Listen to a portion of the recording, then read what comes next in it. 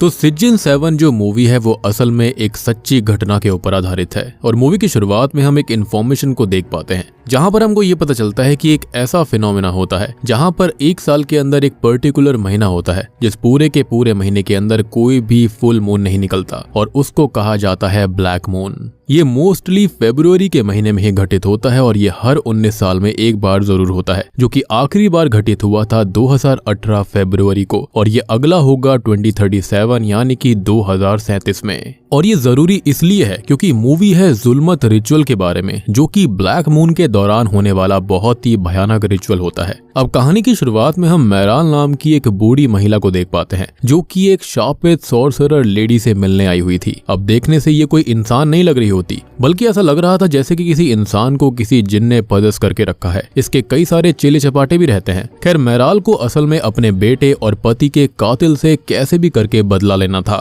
अब वो सॉर्सरर उसे जुल्मत रिचुअल के बारे में बताती है जो कि सबसे भयानक रिचुअल है जिसका नाम लेने तक से सारे सॉर्सरर्स और सारे लोग डरते हैं। ये रिचुअल ब्लैक मून के महीने में किया जाता है और स्पेसिफिकली उस महीने की सबसे काली रात को, जिसे नाइट ऑफ जुल्मत कहा जाता है। यहाँ पर जुल्मत का मतलब ही है डार्कनेस और वो दौर बेरहमी का दौर होता है। वो आगे कहती है कि ये समय अच्छा है और आगे बढ़ने से पहले वो जान ले कि इस कर्ज से पीछे नहीं हटा जा सकता। एक बार शुरुआत हो गई तो ये खत्म होकर ही रहेगा। जिस पर मैराल ये कहती है कि उसे पीछे हटना ही नहीं है और वो किसी भी कीमत पर बदला लेना चाहती है।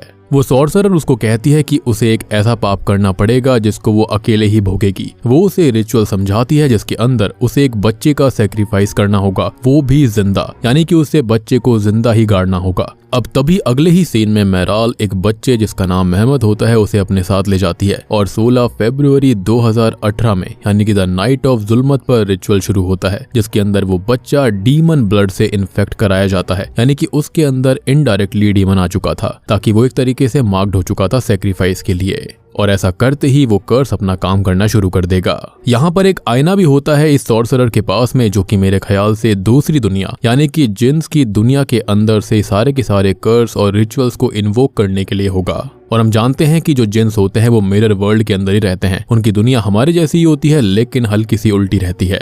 अब हम मैराल के टारगेट को देखते हैं जो कि अपनी पूरे परिवार को मारकर खुद को भी खत्म कर लेता है और इस तरह से मैराल का बदला पूरा होता है। अब वो सॉर्सरर लेडी मैराल से कहती है कि उसे अपने पाप मतलब कि वो सैक्रिफाइस वाला बच्चा जिंदा जमीन में गाड़ना होगा और वो डीमन ब्लड से इन्फेक्टेड हो चुका है, तो अगर वो उसको नहीं गाड़ेगी तो बहुत ही भयानक मंजर वो देखेगी। उसको ऐसे दुख से गुजरना पड़ेगा कि उसने कभी भी सोचा नहीं होगा। वो उसे 7 जानवरों की हड्डियों से बना हुआ एक एम्यूलेट भी देती है जिसे उस सैक्रिफाइस के साथ ही गाड़ना होगा, यानी कि महमद के साथ में, जो कि असल में जुल्मत की सील होती है कि ये प्रोसेस कंप्लीट हो चुका है। खैर, अब इसी बीच हम ओरान को देखते हैं जिसको हम सिज्जिन 3 से ही जानते हैं, जो कि इस जुल्मत की रात को देखकर बहुत परेशान था और वो उसके बारे में सोचने लगता है कि कौन इसका शिकार होगा और क्या इससे बचा भी जा सकता है और आखिर ये जुल्मत वाली चीज है क्या। खैर, अब समय बीतता है और कहानी आ जाती है 21 मार्च 2018 में, यानी कि 5 दिन बाद, जहाँ पर हम मैराल को आरजू नाम की एक लेडी के घर पर देख पाते हैं जो कि यहाँ पर रिसेंटली ही शिफ्ट हुए थे। और अब यहाँ पर आगे जो कुछ भी होगा वो अगले 4-5 दिनों में होता रहेगा, यानी कि 21 मार्च से शुरू होते हुए थोड़े दिन तक ये चलता रहेगा। खैर, आरजू यहाँ पर ये चाहती थी कि मैराल उसके घर पर रहे और घर संभाले, जहाँ पर उसकी मदर इन लॉ लाले की तबीयत बहुत खराब है और उन्हें 2 साल से अल्जाइमर है, यानी कि भूलने की बीमारी है। साथ ही साथ वो अपने रोजमर्रा के काम भी ठीक से नहीं कर सकती, जैसे कि खाना पीना, वॉशरूम जाना, नहाना धोना इत्यादि। आरजू की बड़ी बेटी का नाम सराप है जो कि यहाँ पर बिल्कुल खुश नहीं थी क्योंकि उसके यहाँ पर कोई भी दोस्त वगैरह नहीं थे, उसकी कोई बात भी नहीं सुनता। आरजू की छोटी बेटी का नाम है रोया, जिसने हाल ही में ही एक भयानक बीमारी को सरवाइव किया है और वो चाहती है कि मैराल उसका थोड़ा खास ख्याल रखे। अब मैराल उसको आश्वासन देती है कि वो फिक्र ना करे, वो पूरे परिवार का अपने परिवार की तरह ही अच्छे से ख्याल रख लेगी। एनीवेज, तभी हम आरजू की मदर इन लॉ लाले को देखते हैं जो कि अपने रूम में पड़ी हुई अजीब अजीब बातें बड़बड़ा रही होती है कि ये किसी और ने किया है। तभी रुया वहां पर आती है तो वो उससे ये कहती है कि उसके पिता केमाल ने उसे बताया था जो उसने किया वो उस पर बहुत ही ज्यादा रिग्रेट कर रहा है। साथ ही साथ वो ये भी कहती है कि तुम्हें किसी और ने ही बनाया है, तुम वो नहीं हो जो पहले थी। खैर, अब रात को सभी लोग डिनर करते हैं और जो मैराल होती है वो यहाँ पर लाले को खाना खिला रही होती है और वो फिर से अजीब बातें करने लगती है। वो यहाँ से वहाँ घूमने लगती है और अजीब बातें कहने लगती है। साथ ही साथ वो एक पेंटिंग को भी देख रही थी जो कि शुरुआत वाले जुल्मत रिचुअल एंटिटी की तरह दिख रहा था। वो ये भी कहती है कि कोई काम उसके तय समय पर ही होना चाहिए, नहीं तो बहुत बुरा होगा, कीमत बहुत भारी होगी। वो मेराल से ये कहती है कि उसके बेटे केमाल ने उसकी ग्रैंड डॉटर को बदल दिया है, उसके साथ कुछ कर दिया है। और इन बातों से परेशान होकर मेराल बाहर आ जाती है और हम लाले को कहता सुन पाते हैं कि केमाल ने उसकी बेटी को मार दिया और उसे पता भी नहीं था कि उसने किया क्या है। एंड ऑब्वियसली ये बातें अभी हमें समझ में नहीं आ रही थी। खैर, अब हम आरजू की बड़ी बेटी सराब को देख पाते हैं जिसे यहाँ बिल्कुल भी अच्छा नहीं लगता। वहीं हम आरजू को केमाल से बात करते सुनते हैं जहाँ पर वो ये कहता है कि वो बहुत परेशान है। तो बेसिकली जो केमाल था वो बड़ी सिटी में पहले बड़े हॉस्पिटल में डॉक्टर का ही काम करता था, लेकिन किसी रीजन की वजह से, टेंशन की वजह से वो यहाँ पर छोटे टाउन के अंदर आ गया और उसने यहाँ पर भी छोटे हॉस्पिटल को ज्वाइन कर लिया है। लेकिन आरजू ये कहती है कि अगर उसे यही काम करना था तो वो सिटी में रहकर कर सकता था, यहाँ पर आने का रीजन क्या था। एंड ऑब्वियसली वो यही कहता है कि उसके दिमाग में बहुत टेंशन थी जिसकी वजह से वो काफी गुस्सा करने लगता है। और हम यहाँ पर इतना तो समझ जाते हैं कि वो कोई बहुत ही भयानक चीज कर यहाँ पर आया है और अंदर ही अंदर वो चीज उसको परेशान कर रही है, खा रही है। एनीवेज, तभी हम मेराल को देख पाते हैं जो कि अपने रूम के अंदर थी और उसके पास वो जुल्मत सील अभी भी होती है और उसको वो वहीं पर रख देती है। और ये सील सैक्रिफाइस के साथ बैरी होनी चाहिए थी, तो ये उसके पास कैसे है। लेकिन तभी होता यह है कि उसके बेटे की इविल स्पिरिट, वो कर्स सॉर्सरर लेडी और मेहमत के इविल विजन्स उसे हॉन्ट करते हैं, उसको पकड़ भी लेते हैं। लेकिन जैसे ही वो होश में आती है वहां पर कोई भी नहीं था। और हम जानते हैं कि सिज्जिन और डेबे मूवी के अंदर जिन्स का जब इन्वॉल्वमेंट होता है तो इस तरह के ही विजन सबको आते हैं। अब तभी हम केमाल को देख पाते हैं जिसे एक सपना आता है जिसके अंदर वो कोई ब्लड टाइप का रिचुअल कर रहा था और सभी को ब्लड पीने के लिए बुला रहा होता है। उस रिचुअल के अंदर उसे रुइया की जरूरत थी जिसको वो लेने जाता है। उसका ये भी कहना था कि ये खून पीकर वो बिल्कुल सही हो जाएगी।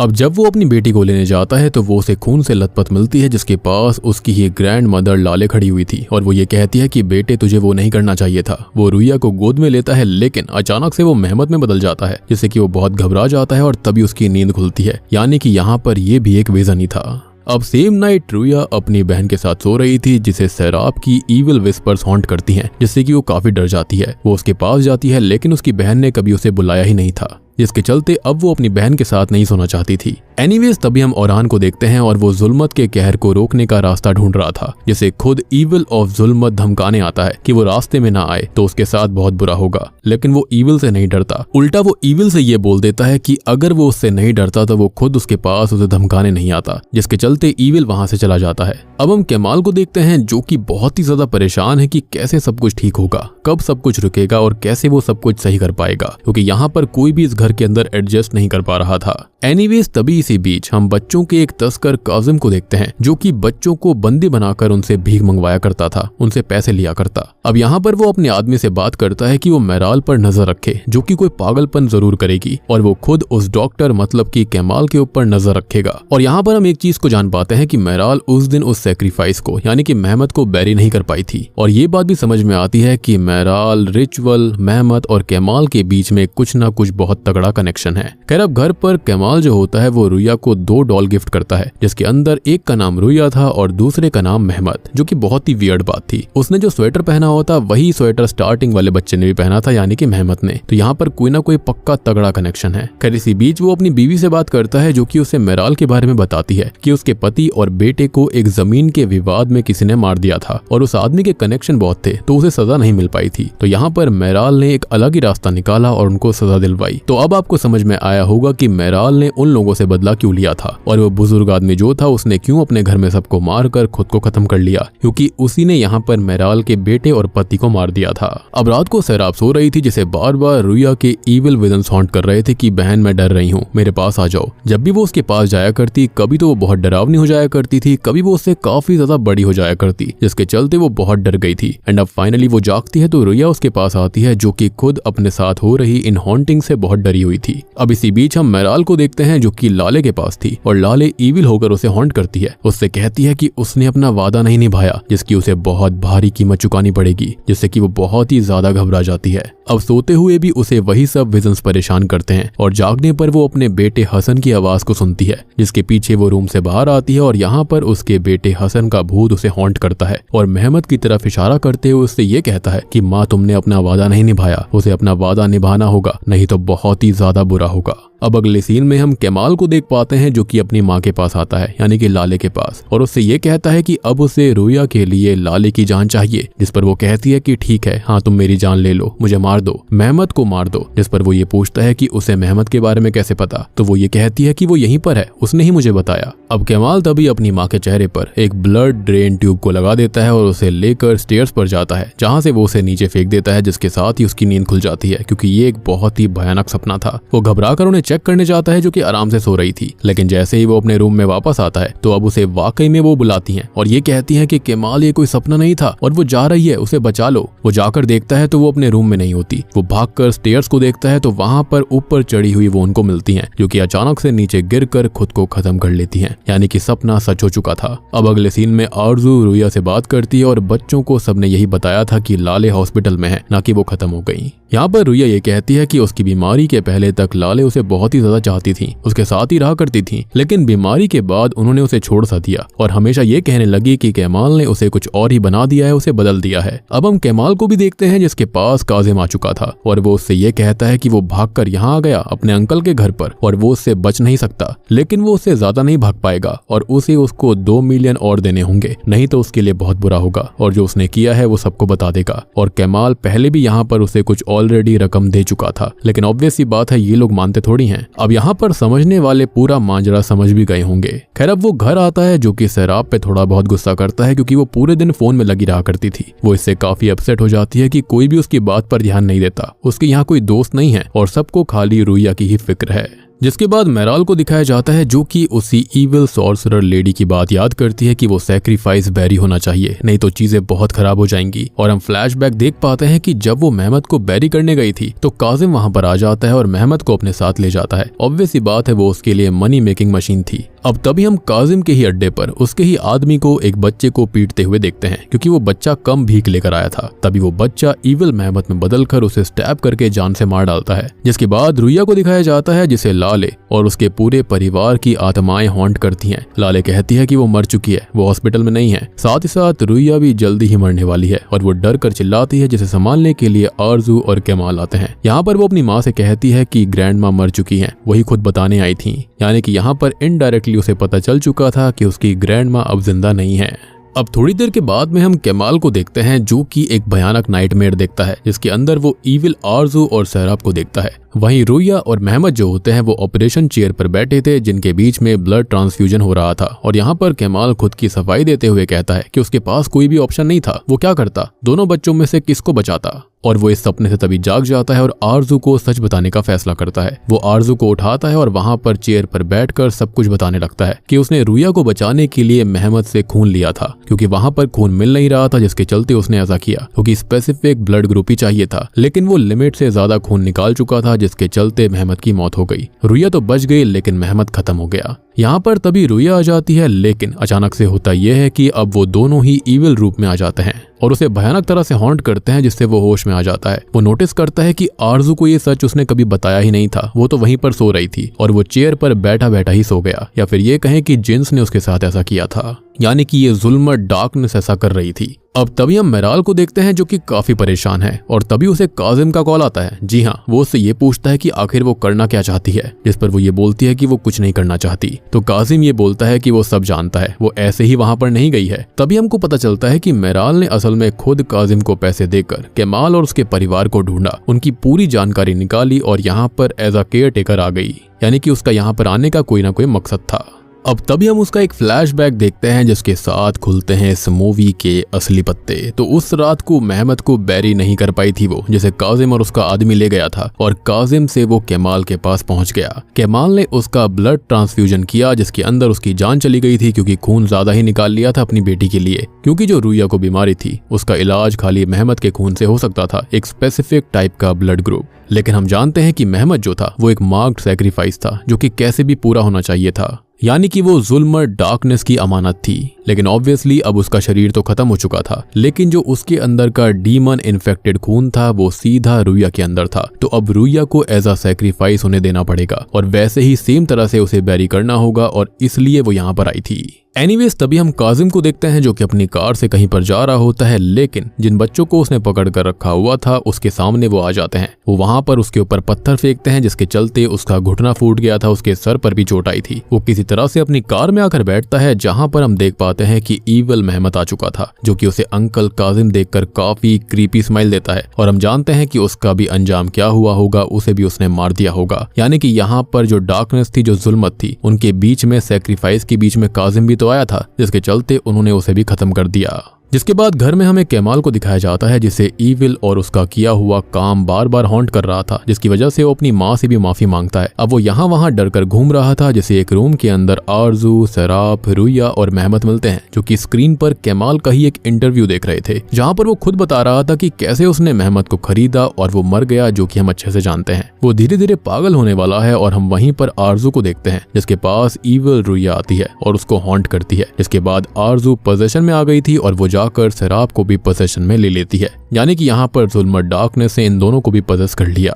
हम ये भी नोटिस कर पाते हैं कि जो वहां पर वो एम्यूलेट था जो कि 7 हड्डियों से बना था, 7 जानवर की हड्डियों से, वो भी यहाँ पर इनडायरेक्टली उसे इशारा करता है कि अब आ चुका है वक्त कि सैक्रिफाइस देना पड़ेगा। अब पजेस्ड हुई आरजू और सराब जो होती हैं वो जाकर सीधा मेराल से ये कहती हैं कि आज रुया को खत्म करना होगा, बैरी करना होगा, और वो अपनी तैयारी शुरू कर देती है। इसी बीच हम ओरान को देखते हैं जो कि ईविल को रोकने उसके पास आ रहा था क्योंकि वो ये सब नहीं होने दे सकता। ऑब्वियस सी बात है, यहाँ पर इनोसेंट लोगों का खून नहीं बहना चाहिए था। वो इसी घर तक आ जाता है जिसे ईविल रोकने की बहुत कोशिश करता है लेकिन वो नहीं मानता, तो ईविल उसे चैलेंज करता है गेट खोलकर कि अगर हिम्मत है तो आगे बढ़कर दिखाओ, और अगर ऐसा करा तो वो अपनी मौत को चुनेगा। लेकिन वो बिल्कुल नहीं डरता और अंदर जाता है जिसे पजल्ड हालत में सराब और आरजू मिलती हैं और अब वो उनसे बात करके उनसे उनका नाम पूछने लगता है क्योंकि ईविल को बैनिश करने के लिए उसका नाम जानना जरूरी था। वो उसे काफी देर तक मॉक करती हैं लेकिन फाइनली वो अपना नाम अस्फरा बताते हैं।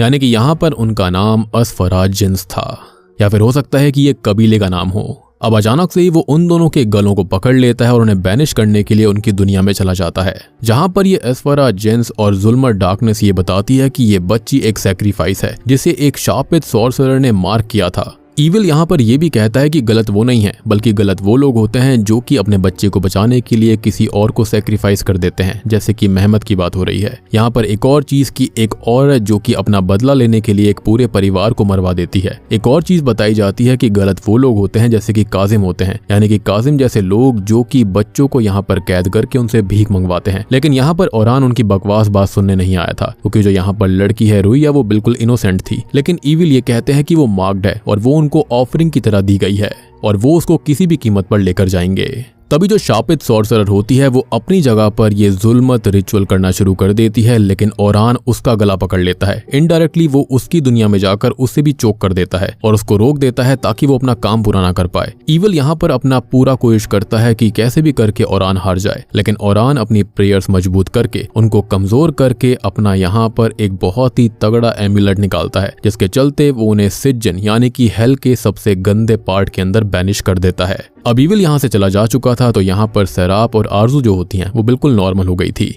और तभी हम नोटिस कर पाते हैं कि जो मेराल थी वो रुया को एक बहुत ही खतरनाक गेम खिलवा रही थी और ऑब्वियस ही बात है वो बच्ची है तो गेम को खेलने के लिए वो राजी हो जाती है। मेराल रुया के चेहरे के ऊपर एक मास्क को ढकवा देती है, साथ ही साथ उसके हाथ पैर को बांधकर उसे उस गड्ढे में डाल देती है और बोलती है कि उसे थोड़ी देर तक वहीं पर रहना होगा और वो बेचारी बच्ची भी उसके लिए मान जाती है। और तभी हम नोटिस करते हैं कि मेराल के बेटे हसन की स्पिरिट उसको दिखाई देती है और ये कहती है कि सब कुछ ठीक हो चुका है और उसे अब ये सब करने की जरूरत नहीं है, तो वो अब रुया को नहीं मारती और उसको कहती है कि उसने बहुत अच्छा गेम खेला और वो उसे हमेशा प्यार करेगी। जिसके बाद हम केमाल को देखते हैं जो कि पूरी तरह से पागल हो चुका था, जैसे लाले की स्पिरिट अभी भी हॉन्ट कर रही थी। लेकिन तभी वहां पर उसकी बच्ची रुया आती है जो कि ये कहती है कि वो बिल्कुल ठीक है और पापा आप भी ठीक हो जाओगे, आपको ये सब करने की कोई जरूरत नहीं है। अब तभी हमको फिर से बताया जाता है कि ये एक असली घटना है और हम आउटरो में देखते हैं कि मेराल, आरजू, सराब और रुया जो होते हैं वो उसी घर में रहे और बाद में ये पता चला कि रुया कभी बीमार थी ही नहीं और ये तो केमाल पागल था जो कि उसे बीमार दिखाता रहा और उसके पागलपन को देखकर उसे 6 साल के ट्रीटमेंट के लिए भेज दिया गया था। अब फाइनल सीन के अंदर हम ओरान को देख पाते हैं जो कि आगे भी ईविल से लड़ने के लिए तैयार था और बूम, इसी के साथ में ये मूवी यहीं पर खत्म हो जाती है। तो दोस्तों ये थी सिज्जन 7 फिल्म की कहानी। उम्मीद करता हूँ कि आपको पसंद आई होगी और सबसे बड़ी बात यह है कि सिज्जन 8 की तैयारी ऑलरेडी शुरू हो चुकी है। 2025 में सिज्जन 8 भी रिलीज होने वाली है क्योंकि इनके डायरेक्टर से मेरी डायरेक्ट बातचीत चलती रहती है। इनफैक्ट वो काफी खुश हैं कि हमारी इंडिया की जो ऑडियंस है इन हॉरर मूवीज को इतना पसंद करती है, इतना प्यार देती है। तो आप भी उनके लिए अच्छे अच्छे कमेंट जरूर लिखिएगा। बाकी मूवी काफी सिंपल है, काफी स्ट्रेट फॉरवर्ड है, आपको अच्छे से मूवी समझ में आ गई होगी। यहाँ पर कोई भी कॉम्प्लिकेशंस वगैरह कुछ भी नहीं थी। लेकिन अगर आपका फिर भी कोई डाउट है तो आप कमेंट सेक्शन में मुझसे पूछ सकते हैं। मैंने ऑलरेडी सारी चीजें यहाँ पर आपको बता दी हैं। बाकी अगर आपको टर्किश कंटेंट पसंद आता है तो मैंने कुछ मूवी सिलेक्ट करी हैं जो कि बहुत ही भयानक, बहुत ही ईविल हैं। तो अगर आप चाहते हैं मैं उनको एक्सप्लेन करूं तो जल्दी से इस वीडियो को कम से कम 5000 लाइक कर दीजिए और 300 कमेंट कर दीजिए। चैनल के ऊपर नए हैं तो सब्सक्राइब कर लीजिए। 1 मिलियन सब्सक्राइबर्स में खाली 6000 सब्सक्राइबर्स बचे हैं, मतलब कितने कम हैं। तो जल्दी से आप सब्सक्राइब कर लीजिए। It's a very humble request to all of you. तो उम्मीद करता हूँ कि आपको वीडियो पसंद आई होगी। तो मैं आप सबको मिलता हूँ अगली वीडियो के साथ में, तब तक के लिए